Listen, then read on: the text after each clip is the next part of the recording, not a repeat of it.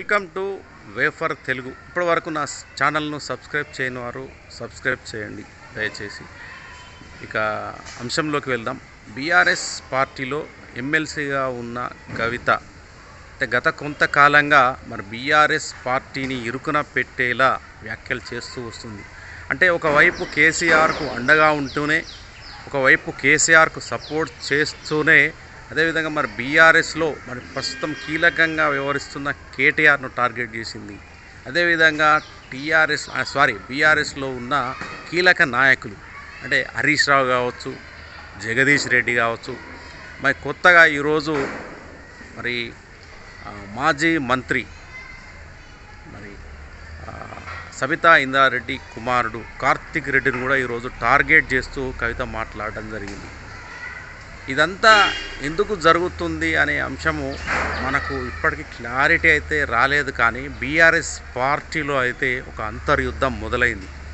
అది నాయకత్వం గురించా, లేదంటే బీఆర్ఎస్ పార్టీ వారసత్వం గురించా, ఇంకా ఏమైనా మరి కేసీఆర్ ఫ్యామిలీలో వ్యక్తిగతంగా వారి మధ్యన ఏదైనా యుద్ధం జరుగుతుందా అనే విషయం అయితే ప్రస్తుతం బయటికి రానప్పటికీ, మొత్తం మీదనైతే మరి లిక్కర్ స్కామ్ నుండి బయటికి వచ్చిన తర్వాత ఆమె అమెరికా నుంచి తిరిగి వచ్చిన తర్వాత బీఆర్ఎస్ పార్టీ గురించి ఆమె సంచలన వ్యాఖ్యలు చేయడం జరిగింది. కేసీఆర్ చుట్టూ దయ్యాలు ఉన్నాయని చెప్పేసి ఆమె మాట్లాడడం జరిగింది. వారి వల్లే పార్టీ భ్రష్టు పట్టిందని, ఎన్నికల్లో ఓటమి పాలైందని చెప్పేసి ఆమె మాట్లాడడం జరిగింది.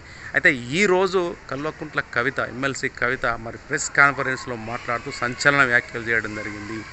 తను ఎక్కడికి వెళ్తుంది, ఏం చేస్తుంది, ఎలాంటి రాజకీయ అడుగులు వేస్తుంది, అనేక అంశాలు ఆమె గురించి తెలుసుకోవడానికి బీఆర్ఎస్ పార్టీకి సంబంధించిన ఒక కీలక నేత, ఒక పెద్ద నేత తన చుట్టూ అంటే తన వర్గంలో అంటే జాగృతిలో కొంతమందిని కోవర్టులను పెట్టుకున్నాడని చెప్పేసి ఆమె వ్యాఖ్యలు చేయడం. అదేవిధంగా తను కూడా అంటే బీఆర్ఎస్ పార్టీలో ఏం జరుగుతుంది, అతను ఏం చేస్తున్నాడని తెలుసుకోవడానికి నేను కూడా కోవర్టులను పెట్టానని చెప్పేసి కూడా తన మనుషులు కూడా ఉన్నారని చెప్పేసి కూడా ఈరోజు ఆమె సవాల్ విసిరింది. అదేవిధంగా ఈ నేడు బీఆర్ఎస్ పార్టీలో ఒక నల్గొండ జిల్లాకు సంబంధించి ఒక లిల్లీపుట్ నాయకుడు ఉన్నాడని చెప్పేసి మాజీ మంత్రి జగదీష్ రెడ్డిని ఉద్దేశించి వ్యాఖ్యలు చేయడం జరిగింది. అతని వల్లనే పార్టీ కొంత నష్టపోయిందని, నల్గొండ జిల్లాలో ఓటమి పాలైందని చెప్పేసి మాట్లాడడం జరిగింది. పార్టీని కూడా నష్టపరుస్తారని చెప్పి మాట్లాడడం జరిగింది.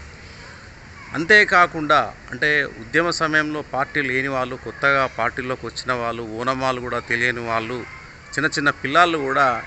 చిన్న పిల్లలు అంటే కొత్తగా పార్టీలోకి వచ్చిన వాళ్ళు, రాజకీయాల్లోకి వచ్చిన వాళ్ళు కూడా తన గురించి మాట్లాడుతున్నారని చెప్పేసి మరి కార్తిక్ రెడ్డిని సబితా ఇంద్రారెడ్డి కుమారుడు కార్తిక్ రెడ్డిని ఉద్దేశించి వ్యాఖ్యలు చేయడం జరిగింది.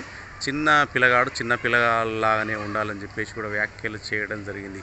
అయితే ఈ పూర్తి వ్యాఖ్యలు మనం చూస్తూ ఉంటే మరి బీఆర్ఎస్ పార్టీలో నిజంగా అంతర్యుద్ధం జరుగుతూ ఉంది.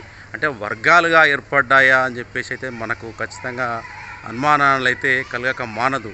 ఎందుకంటే కేసీఆర్ కొంత వయసు పైబడడం, ఆయన బయటికి రాకపోవడం, రాజకీయంగా యాక్టివ్ లేకపోవడం వల్ల మరి బీఆర్ఎస్లో కీలక నేత ఎవరు కేసీఆర్ తర్వాత అన్న చర్చ అయితే జరుగుతున్న ఈ క్రమంలోనే మరి కవిత ఈ వ్యాఖ్యలు చేస్తూ వస్తుంది. మరి ఎందుకు ఆమెను మరి పార్టీలోని నాయకులు పక్కన పెడుతున్నారా?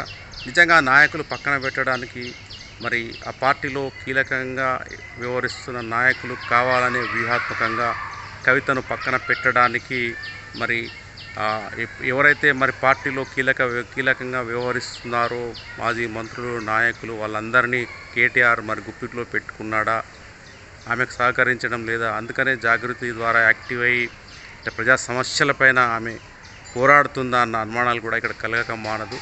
మొత్తమేనైతే బీఆర్ఎస్ పార్టీలోనైతే ఒక అంతర్యుద్ధం అయితే మొదలైపోయింది. మరి పార్టీలోనే ఉంటూ మరి పార్టీకి వ్యతిరేకంగా, పార్టీలో ఉన్న మరి ఒక కీలక నేత అయిన కేటీఆర్కు వ్యతిరేకంగా, జగదీష్ రెడ్డికి వ్యతిరేకంగా, కార్తిక్ రెడ్డికి వ్యతిరేకంగా మరి చాలామంది ఇంకా నాయకుల పేర్లు బయటికి రాలేదు, వారికి వ్యతిరేకంగా అయితే మరి పోరాటం చేస్తున్నట్లయితే కనబడుతూ ఉంది. మరి ఈ యొక్క ఏదైతే వ్యాఖ్యలు ఉన్నాయో మరి ఈ యొక్క వ్యాఖ్యలు మరి కల్వకుంట్ల కవిత ఎందుకు చేస్తుంది, ఆమె యొక్క రాజకీయ లక్ష్యం ఏందన్నది మాత్రం ఇప్పటికైతే మనకు స్పష్టం కాలేదు. కాకపోతే మనకి ఇప్పుడు అర్థమైంది ఏంటంటే మొత్తం మీద అయితే బీఆర్ఎస్ పార్టీలో ఒక అంతర్యుద్ధం మొదలైంది. ఇది ఎక్కడికి చేరుతుంది అన్న అంశం అయితే ప్రస్తుతం చర్చనీయాంశమైంది.